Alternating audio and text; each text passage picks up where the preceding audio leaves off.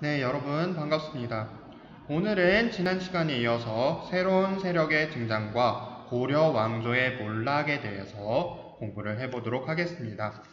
지난 시간까지 우리는 공민왕의 반원 자주 정책과 개혁들, 그리고 몽골과의 항전에 대해서 공부를 해보았었죠.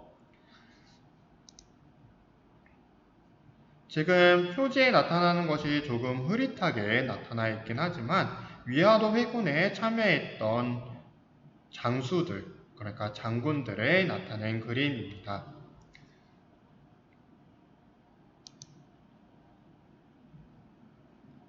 자, 이제 고려 말 이민족의 침입에 대해서 한번 알아보도록 할게요. 학습지는 지금 여러분들에게 나간 거 20번으로 되어 있을 거예요. 이 20번 학습지에 제일 위에 부분을 보면 됩니다. 왼쪽에 지도부터 보면 뭔가 굉장히 많죠. 붉은색으로 표시되어 있는 이승경, 이방실, 정세훈, 이성계, 이것이 홍건적을 막은 것이고요. 아래에 나와 있는 하나, 둘, 셋, 넷, 다섯 개가 외국, 그러니까 일본 사람들을 무찌른 것이 되겠습니다. 지금 현재 그래서 북로남해라고 써놓았는데요. 이것은 무슨 소리냐 하면 북쪽에서는 오랑캐가, 남쪽에서는 외국, 그러니까 일본 해적들이 쳐들어온 상태다. 아주 힘든 상태였구나 라고 여러분들이 느끼시면 되겠습니다. 그러면 하나하나 살펴보도록 하죠. 맨 먼저 홍건적이 쳐들어옵니다. 우리 첫 번째 빈칸을 채우고 있습니다. 그래서 홍건적은요, 원래 한족의 농민 반란군입니다. 그래서 원나라가 약해지니까 계속해서 중국 여러 곳에서 일어났거든요. 나중에는 이 홍건적이 결국에는 명나라를 세우는 역할을 했습니다. 왜냐하면 명나라를 세운 주원장이 홍건적에 가담해 있었거든요. 이 홍건적이 원나라에 대항해서 반란을 일으키다 밀리니까 자꾸 고려로 넘어오게 됩니다. 그래서 민가를 불태우고 여러 가지 행패를 부리게 됩니다. 그래서 공민왕도 홍건적 때문에 안동까지 피난을 가야 했습니다. 그래서 두 번째는 원나라의 토벌에 쫓겨서 고려를 침략했다라고 쓰면 되겠네요.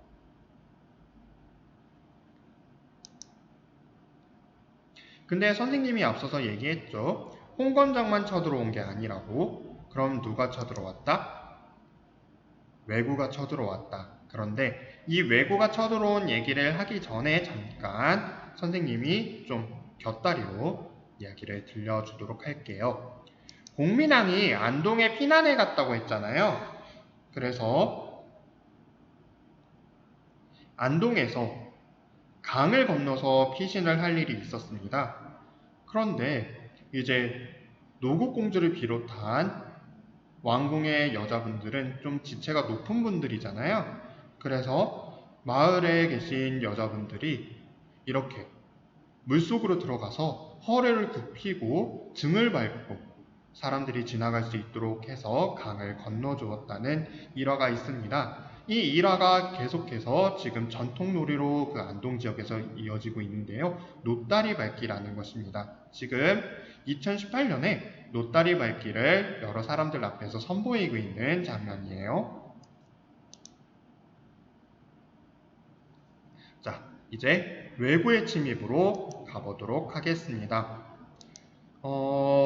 외구의 침입은 이제 대표적인 것이 진포대첩과 황산대첩이 있거든요. 이제 진포대첩은 우리나라가 이제 처음으로 화약을 활용해서 대포를 쏴서 일본 해적들을 물리친 일이고요. 황산대첩은 이제 이성계가 일본 해적들을 물리친 일이 되겠습니다. 하나하나 같이 살펴볼까요?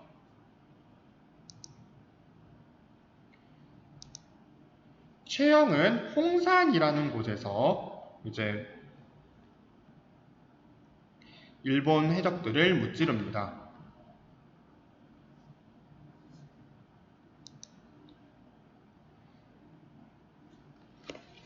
그리고 그 외에도 이성계가 황산에서 이제 일본 해적들을 무찌르는데요. 특히 일본군 대장이었던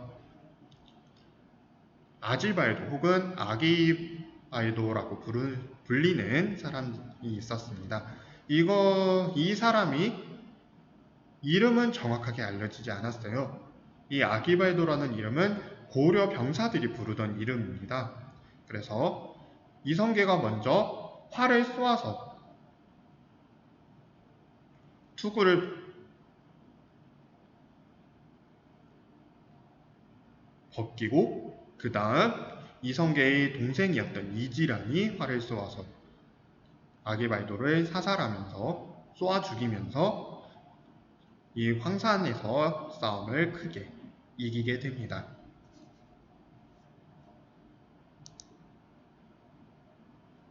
그리고 최무선이 중국에서 화약을 만드는 법을 배워오면서 중국 사람에게 배워오면서 이제 화약을 통해서 대포를 쏠 수 있게 됐어요. 그래서 진포 앞바다에서 일본 해적들의 배를 대포로 불태워버립니다. 그것을 진포대첩이라고 불러요.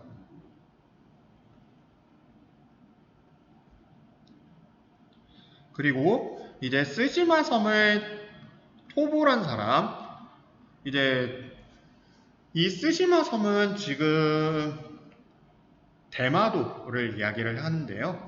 이 대마도가 고려 때 그리고 조선 초기까지만 해도 일본 해적들의 본거지였어요. 그래서 여러 번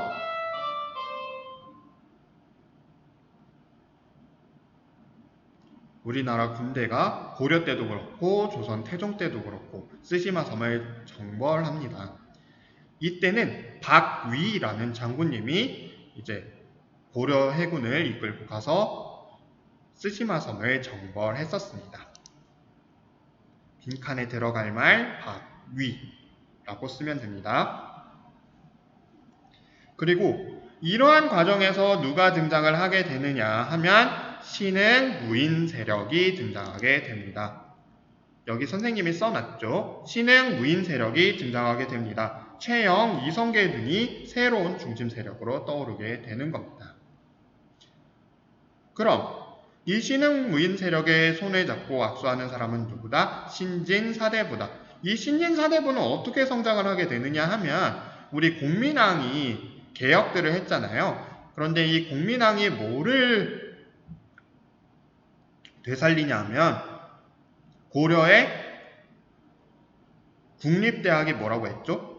네, 국자감이라고 이야기를 했죠. 공민왕 때 이제 넘어오게 되면 이미 이름이 성균관으로 바뀐 상태였어요. 뭐라고요? 성균관으로 바뀌었습니다. 그런데 이 성균관이 좀 약해져 있었어요. 왜? 원나라에 빌붙는 사람들이 관리가 되는데 공부를 해서 관리가 되는 것은 많이 어려웠겠죠. 그래서 권문세족들의 힘을 약화시키기 위해서 성균관에 많이 으쌰으쌰 공민왕이 밀어줍니다. 그 과정에서 등장한 사람들이 누구다? 신진사대부다라는 거 기억을 해주면 좋겠습니다. 그리고 이 신진사대부는 둘로 나뉘게 돼요. 한번 볼까요? 고려를 계속 유지하고 그 안에서 개혁을 하자라는 온건파 신진사대부, 정몽주나 길재 같은 사람들. 아니다, 고려는 이미 썩었다. 고려를 무너뜨리고 새로운 나라를 세워서 그 새로운 나라에서 새로운 개혁들을 펼쳐나가야 한다. 급진파 신진사대부, 정도전, 조준 같은 사람들이 대립하게 됩니다. 그리고 이 대립 가운데 급진파 신진 사대부가 힘을 잡고 어느 나라를 세운다? 조선을 세우게 된다라는 거 기억을 해주면 됩니다.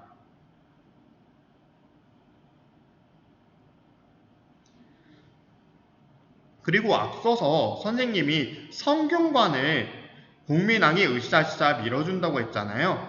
그러면서 이제 유교 가운데서도 어떤 학문을 받아들이게 되냐 하면 원나라로부터 성리학을 받아들이게 됩니다. 뭐라고요? 성리학.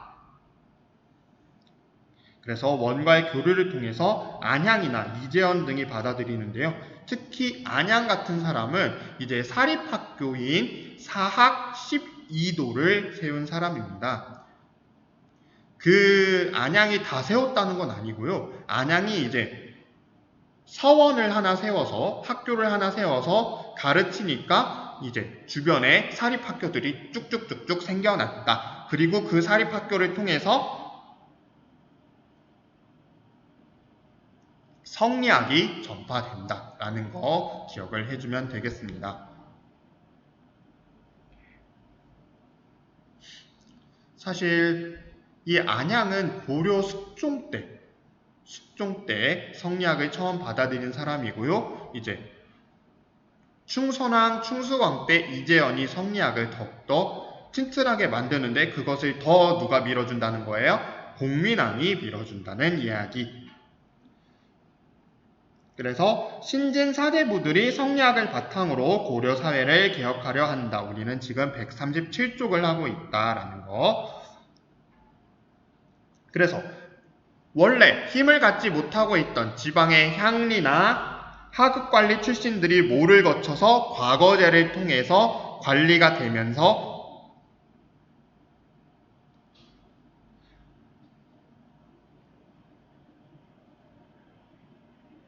권문세족들이 비리를 펼치는 거, 땅을 너무 많이 갖고 있다, 사람들이 세금 낼 땅이 없다, 이거 좀 바꿔라. 불교의 폐단, 예를 들어서 불교에서 여관을 한다던가 혹은 고리대금업, 그러니까 돈을 빌려주는데 이자를 많이 받아요. 이런 것들을 비판합니다.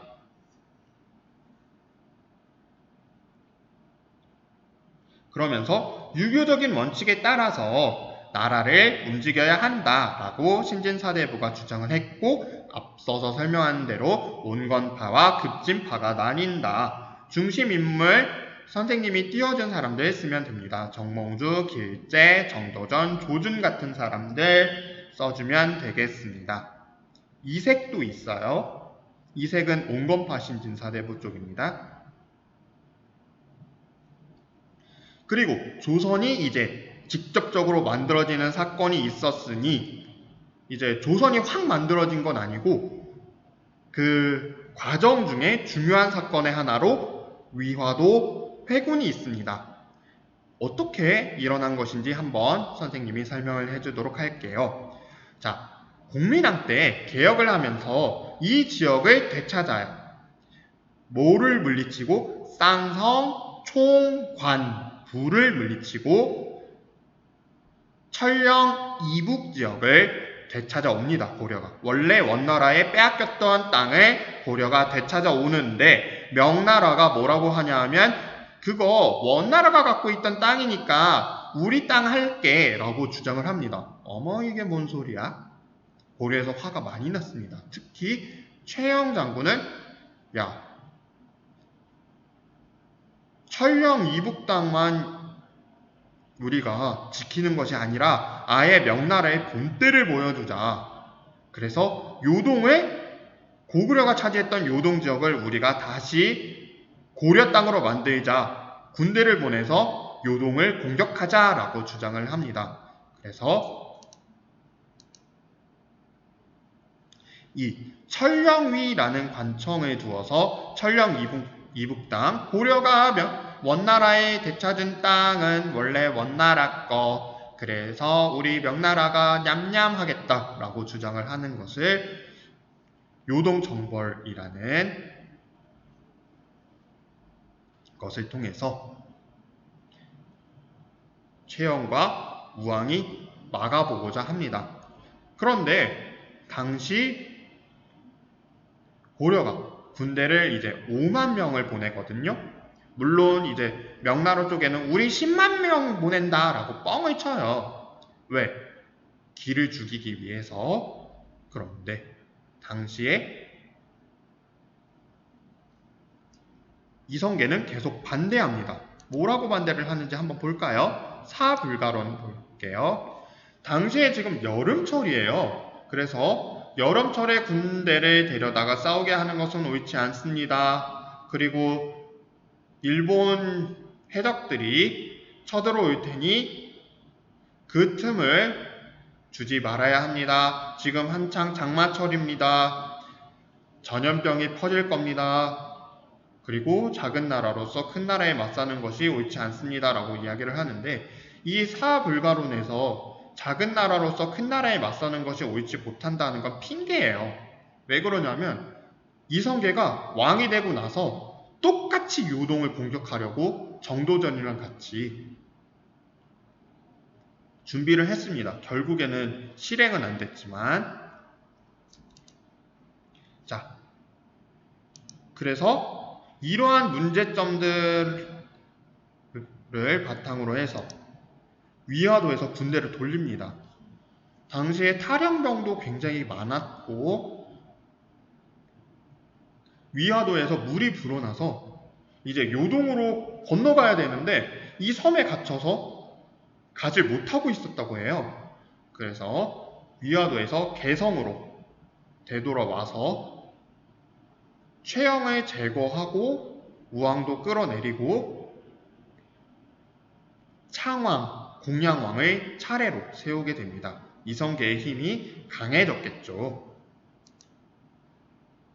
자, 사불가로는 우리가 같이 살펴보았고 그리고 나서 이제 뭐를 하냐 하면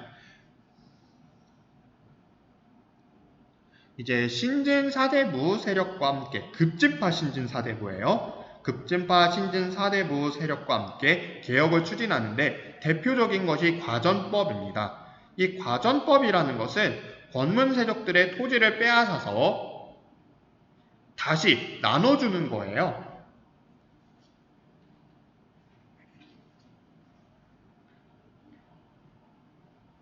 그래서 관료의 등급에 따라서 땅을 나눠주는데 여기서 진짜로 땅을 줬다 아니다. 아닙니다. 땅 진짜로 주지 않았어요. 세금을 거둘 권리를 주는데 이 세금을 거둘 권리를 관리의 등급에 따라서 나눠주되 권문세족들이 땅을 갖지 못하도록 제한을 걸었다라고 이해하면 됩니다. 그리고 이러한 개혁들을 추진해 나가면서 결국에는 무슨 나라를 세웠다? 조선을 세우게 되었다라는 이야기까지 오늘 수업을 마무리하도록 하겠습니다. 학습지 보면서 잘 채울 수 있도록 하고요. 다음 시간에는 여러분들 사불가론에 대해서 여러분들이 어떤 생각을 갖고 있는지 선생님이 한번 물어보도록 할게요. 오늘 수업 여기서 마치도록 하겠습니다. 실제 현장 수업에서 만나요, 여러분.